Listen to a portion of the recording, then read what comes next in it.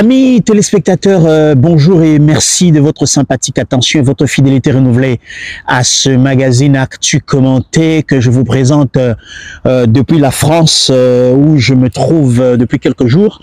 Dans le cadre de plus ou moins comment activité et enrôlement et identification des électeurs, il y a diaspora, il y a Salama, il en même temps en Belgique, il y a en Afrique du Sud, il y a la troisième heure opérationnelle, enrôlement et kokende na Canada.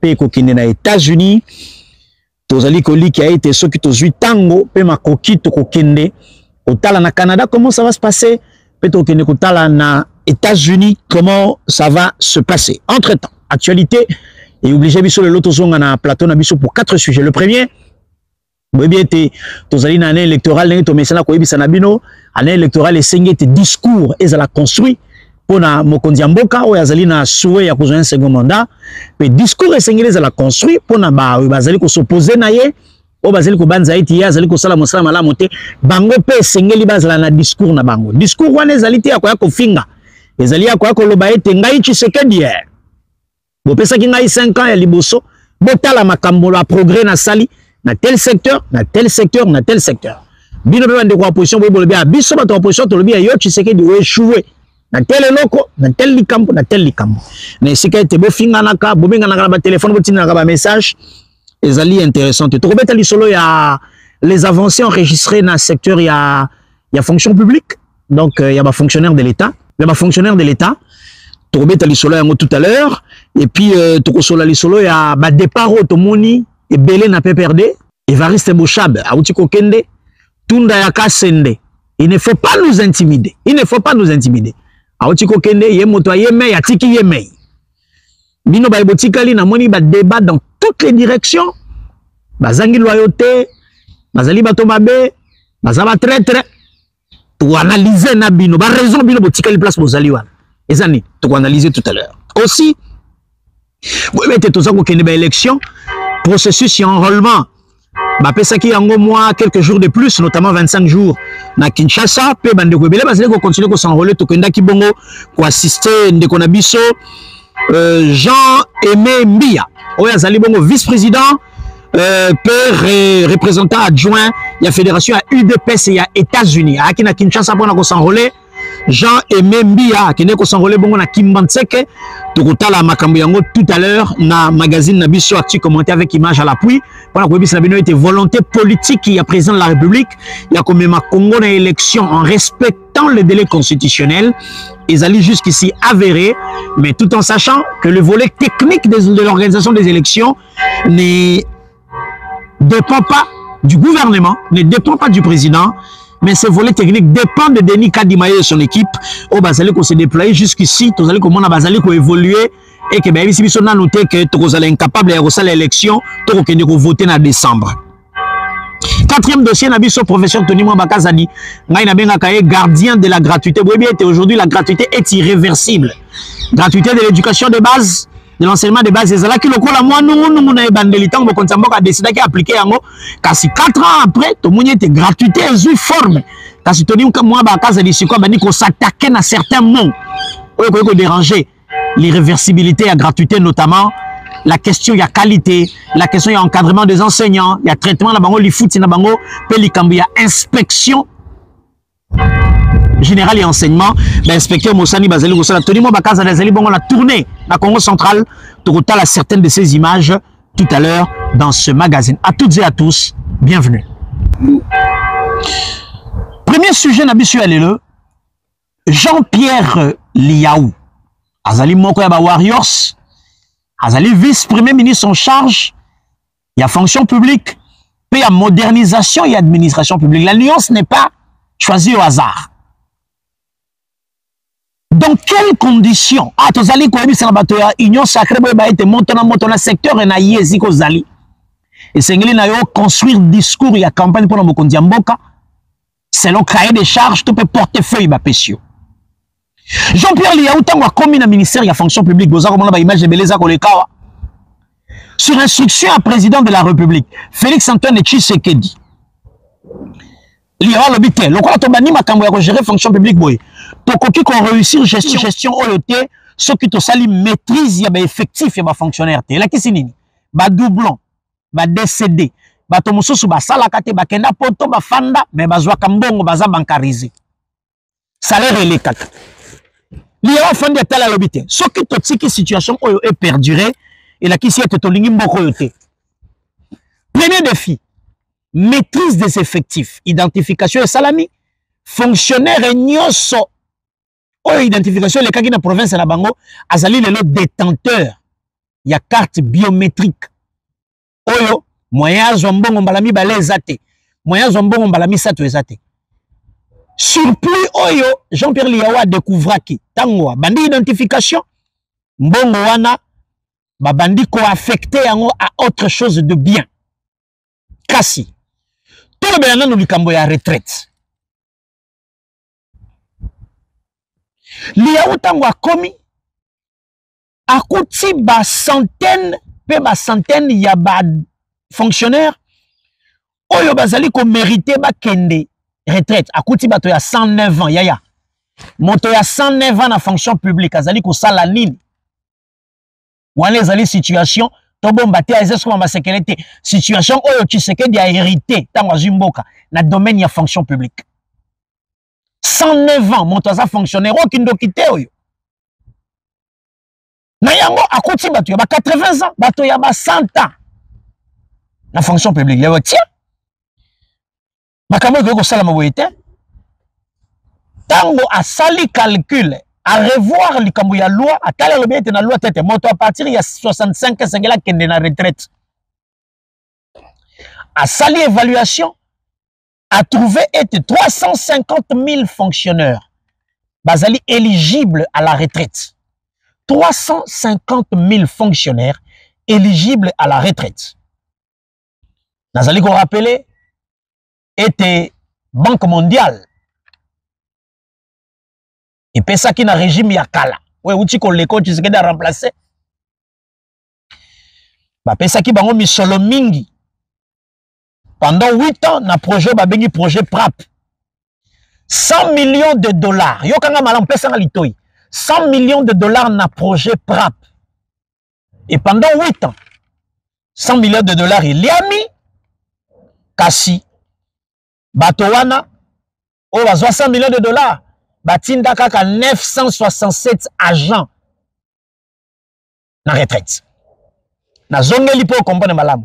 100 millions de dollars de projet PAP. Appui à Banque mondiale, pour la routine de la retraite, va fonctionnaire à l'État. Il y a un mikanda, a messa 100 millions de dollars pendant 8 ans et il y a 967 agents va fonctionnaire à l'État à la retraite. Et na katina bango, il y a 967 ans qui retraite, 377 qui retraite va foutamate. 377. Kasi ba pe futama bazwa kaka 2000 $ par agent. 100 millions de dollars pendant 8 ans. 967 agents ba ki retraite na 967 on a o bazwa mbongo bazwa 2000 $ par personne. Na kati 967 wana 377 ba kena retraite ba futama te. Aujourd'hui lelo déplace na kosuki ça premier volet na biso ya fonction publique. Po ba dans la facette ebele. Na sali banquette na zuba élément nyos. Jean-Pierre Liaou soki amoni na kosi. Na kosele makama malamu ya ko contredire ngai. En une année, depuis juin 2022, kino lelo, Jean-Pierre Liaou, la fonction publique, a tindi na retraite 10 000 agents en 2 volets. Volet à Liboso, 4 406. Volet à Mibale, 6 369 agents. Le moins gradé à Bajan Nyonso Bakei retraite depuis une année, le gouvernement ba Warriors, le moins gradé à 15 millions à 18 millions de francs congolais. Le plus gradé a de 42 millions à 22 millions de francs congolais. Pardon, de 42 millions, oui, 42 millions de francs congolais équivalent pratiquement à 20 000 $. 42 millions de francs congolais. Le plus gradé au Bakei retraite. Donc, là, ici, dernier traitement, na salaire à soukazale kozwa, Wana na sali kaka premier volet, il y a likambo, il y a deux volets, deux aspects. Identification pour la maîtrise, il y a effectif. Et puis deuxième volet, retraite avec honneur. En une année, il y a Watindi 10 000 agents. En 8 ans, avec 100 millions de la Banque mondiale, dans le programme PRAP, régime passé, Batinda 967 personnes na retraite. Bilan Morobotala, bilan ezali wapi, bilan eza wapi. Pour me tout na Tshisekedi, ce qui a raison ni ko senga deuxième mandat. Bilan ya fonction publique yangoyo. Et si cause a ondimi ya bane ko ndimate, si ko comme convaincu qu'il y a de bonnes raisons. Ya ko yoka. Makamoni du gouvernement ezali ko sala. Deuxième sujet na biso. Na ki beto azotia makelele papa pesanga Evariste Boshab, pesanga Boshab na tala ebi telanga na TV. Ah, voilà, momoni Boshab te. Si que le pesanga tunda ya kasende, on ne va pas nous intimider. Moto de yemei. Momoni tunda ya kasende yeyo. Bango yo bibale bato aza ko sala actualité. Pe perdre peli moto. Balobi bato yo mibale bazangi loyauté. Balobi baza ba infidèle, baza ba traître. Namoni ba journaliste nyonso ba kei na direction moko, yoka direction na ngai. Donc la ebisaka bango naza capitaine na bango bandimaka te.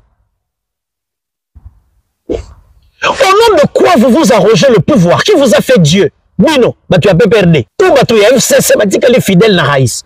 Qui vous a fait Dieu? On a qu'à juger l'attitude de Boshab, on a qu'à juger l'attitude de Tunda ya Kasende. En racontant des choses. N'est-ce pas le bawana? Nana ba audio na bino si etamboli. Ba tindelinga ba audio na bino. Ba le capitaine kota makambo ya batoyo. Na tindi bino motuna. Vous qui êtes restés fidèles, et si comme vous allez, Oboza Koloba, Tunda à trahir, Evariste Boshab à trahir. Vous qui êtes restés là, vous y êtes encore par amour, par conviction, par loyauté, ou parce que vous n'avez pas où aller. Ah, ok, qu'est-ce que vous passez? Na lingala balobi boy. Botikali fidèle kuna place bozali par Raïs. Po bolinga kaye mingi. To boza loyal, to boza fidèle, to bozangi sika ya kokende. Voici la catégorisation ya bato batikali fidèle na Raïs. Première catégorie. Ezali bato bazali koloba ete ba vie wana bazali ko empêcher biso to zala en contact na prêtre. Lokola bango ba komi nyamu. Prêtre siwa komi ko benga ba jeune. Eza catégorie ya ba jeune dont l'âge varie entre 30 et 50 ans. Un peu plus même. Batikali fidèle parce que balobi tozako occasion ya kobeta na tête à tête. Le kola bambiaka wana tu bakomi ko tenga mabiso to tikala poto liata ya suka. Première catégorie. Bakomo la bango boye bezana nyo. Ba mo ebele ba roza ba 52 66. Deuxième catégorie. Ezali bato oyo bolingo na Raïs ezate. Et ceux qui ne savent pas, Kabila le sait. Bolingo na Raïs ezate, fidélité na Raïs ezate, loyauté na Raïs ezate, baza honnêteté, c'est des malhonnêtes. Mais baza nyesika ya kokende. Babiso ki toke na union sacrée, toi na place c'était bakobenga na biso. C'est ce qui se disent dans leur tête, dans leur cerveau. Lokola moye to kende pa ya Tshisekedi na union sacrée ate. Po to sala mabe pe mingi. To sala nini? To fanda kakawa to bomba mikila. Wana ba tigre balati po soi même Raïs oyebi. Raïs ayebi bino. Bomona aza yu aza prêtre Kabila wana. Ayebi ke boza ba memete boba nyote boza ba nkoi. Ayebi ke à tout moment ceux qui ont occasion de dévorer Raïs, beaucoup dévorer. Kabila le sait. Donc, je pense que Kabila est encore très à l'aise. Comme on a un certain Evariste Boshab qui décide de tourner de BPRD, un certain Tunda, que vous, des hypocrites là, qui restez là parce que vous n'avez pas où aller. Si on vous tend la main, vous serez les premiers. Alors arrêtez avec vos analyses bidons, vos analyses vides de contenu.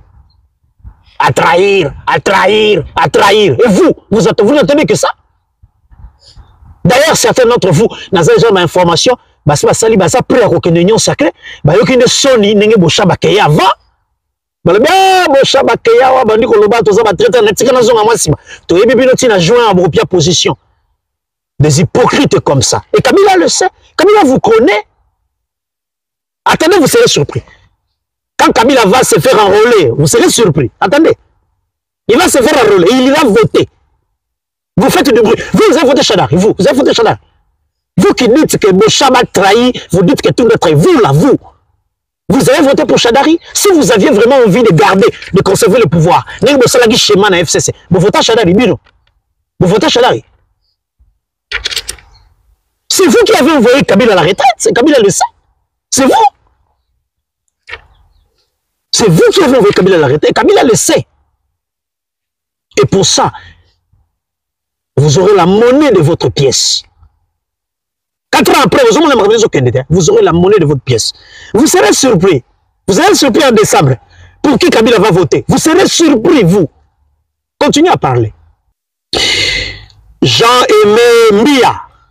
Ndeko na sepeli mingi. Na oki sango na mingi na makamo sala makache za kusala na États-Unis na fédération ya UDPS. Ya state kuna félicitations peu bravo. Jean-Aimé Mbia. Kasi na lingaki na rappelé na bandeko ete. Ba cadre belé ya UDPS oyo ba bundi mitumba na diaspora bazana Kinshasa mingi bazo pe misala ba bazo misala te bazaki na ambition électorale ba bandi ko s'afficher nazali ko encourager bravoure et ko féliciter ndeko na ngai Jean-Aimé Mbia pona mosala za ko sala pona UDPS akende ko s'enrôler na Kimbantseke webete yazali na charge ya relation ya ba dossier politique et diplomatique. Il y a UDPS États-Unis, à Kinshasa. N'a raté malheureusement Naza pour Osala Mosala. Kasito comme Kamonini Jean-Aimé Mbia à Lobaki, tango abimi na centre d'enrôlement et puis tu continues à tu commenter. C'est dit par nous bazo hésiter pour n'avoir aux obakart na bango que ezali devoir civique à Motonyoso. Si vous tournez tous obakonzi asika na makambo changer na mboka na biso tango ekoki. Baya ko s'enrôler pour que lobby baya ko changer makambo na mboka na biso. En tout cas na singa bango baya na lombango nyoso bazo bakata na bango parce que tango ekoki pona ko sanctionner bao nyoso ba bibisa mboka na biso parce que nous devons changer la classe politique comme le chef de l'État le dit tous les jours et il est temps maintenant que mutu nyoso azo bakata na ye pour la mesure à ko sanctionner bao nyoso bazo bibisa mboka. Voilà, on a bouti ko yoka Jean-Aimé Mbia. Ndeko nangai akozala candidat na za sur po bato nyonso baza ko benga bato boya bo s'enrôler to ebike bakozala ba candidat. Jean-Aimé Mbia, je te souhaite plein succès. Nazali ko rappeler tozali moko ya ba fidèle. Oyo ba bundu mitumba oyo akati ya diaspora bo ebite chaque fois que bato régime passé bazali ko kene na ba voyage à l'étranger pour la ko participer na ba sommet to ba réunion, il y avait une opposition entre guillemets ba combattants.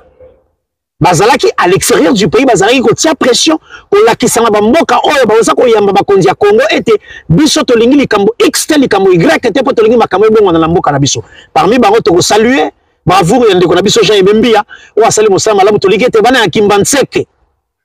Na yebisaki na bino ete naza incapable ko pesa bino kombo ya 500 personnes ya malamu.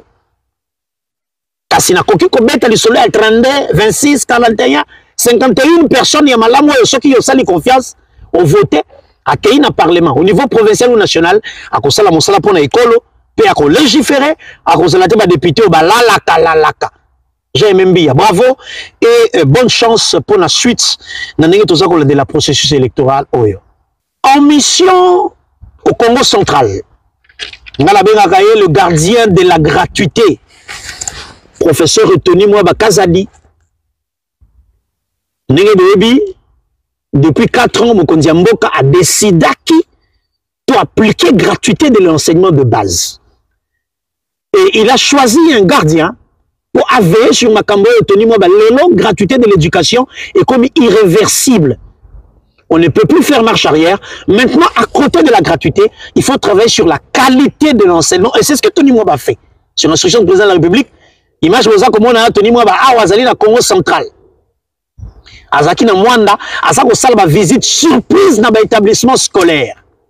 Pour se rendre compte de comment les inspecteurs travaillent avec les enseignants, comment les enseignants préparent la matière à donner aux enfants. Bref, veiller sur la qualité de l'enseignement. Dans l'interview, il y a le ministre Tony Mwaba, tant comme qui na boma awa yaki ko sala visite d'inspection to yo cahier en 1 minute et puis tu continues à tu commenter. Et à côté de la gratuité, nous devons veiller également sur la qualité de l'enseignement. Et le seul instrument que le ministre a entre ses mains pour relever la qualité de l'enseignement, c'est l'inspection scolaire, qui depuis un moment ne jouait pas son rôle. Alors, ces séances pédagogiques sont organisées pour rappeler à tous les inspecteurs leur mission en province, de manière à ce qu'ils se réveillent, qu'ils fassent la formation des enseignants, les contrôles pédagogiques, administratifs et financiers, mais également assurer correctement les évaluations. Voilà. Donc, voilà, professeur Tony Mwabakaza dit, c'est pour vous rassurer que dans le début de mission, il y a bilan. Bilan, il y a secteur par secteur. Bilan, il y a secteur par secteur. La métaglie selon la bani makambo ya fonction publique. Dans Jean-Pierre Liaou. Tony Mwabakaza dit, c'est parmi les gens aujourd'hui, sans que notre contredit, ouais, ko ko tele même si mo kondia mboka, tala mo salo pesa kingai na gouvernement. Tale loko na sala ki mo kolotel, tale loko na sala ki mo kolotel. Tale ne bilan ya ngoyo, construction ya discours politique. Ya Félix Antoine Tshisekedi pour na décembre 2023. Tanga ko kende na Bumba ko battre campagne. Tanga ko kende na Bondo ko battre campagne. Akoyebisa bango awa na Bondo gratuité ezali, gratuité ezali. Bana bazako kende classe et soulager ma famille et plus de 5 millions d'enfants ont repris le chemin de l'école. L'UNESCO, d'accord, l'UNICEF, d'accord. Aujourd'hui, la gratuité est irréversible et un homme comme Tony Mwabakaza dit mérite l'admiration. Il y a biso ba parents Tony Wama qui pour la foutre là-bas na classe dans l'école privée. Likamo ya Minerval, likamo ya frais de participation. Ba mo waneza ko disparaître na circuit scolaire na biso. Nazali siko ndeko senga na ministre Tony Mwabakaza dit papa nazako senga na yo sala ronde na école privée na Kinshasa. Ba changer manière ya robengane la biso bana soki to futi Minerval était bazumo na 8e batie na classe ya 4e zomo na 8e Alexis journée na 4e bazumo na ya première secondaire batie na classe ya 3e primaire Alexa journée kuna makamba zako ba 1 plus 1 na ba alphabet azako comprendre les sous te bakiti ezali ko bebi sa qualité ya enseignement de formation bana bazali ko zwa papa Tony Mwabakaza dit s'il te plaît fongola misu likambo ya école privée oyo bazaba privé certes mais bazako évoluer sous réglementation l'état atia fongola misu kende kotala ba école privée ngala ko peso mwa ne kombo kende kotala ba école privée oyo tango bazako selmine bazako benga na bana lisusu te technique échanger et comme moi na 8e ba bombi na 3e primaire moi na 7e ba bombi na 5e primaire Alexis journée kuna tangi ta komba loko te mi bibi na 12h lokola monta uta ki classe as-tu commenté le Sili tout le monde a dit lobby avec le même plaisir au revoir et à la prochaine.